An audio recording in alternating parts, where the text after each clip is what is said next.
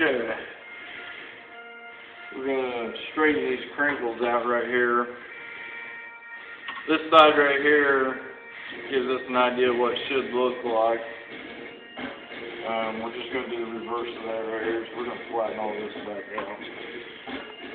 A rubber mallet, and a dead blow hammer loaded with sand. Works nice for manipulating metal. Bad thing about this metal right here, a lot of it's double formed. It's a little tricky to get flattened back out and work with though.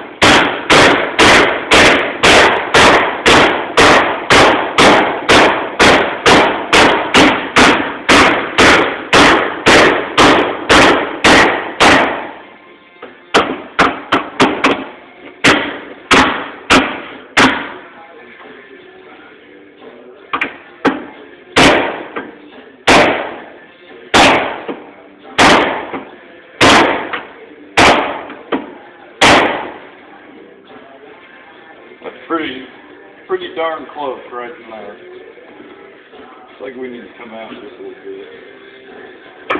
Take tension off this.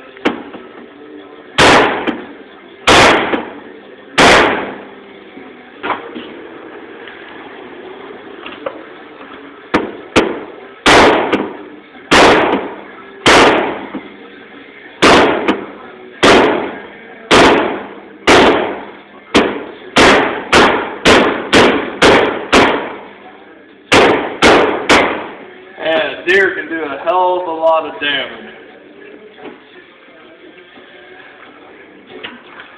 Release the saw here and see what kind of progress we made.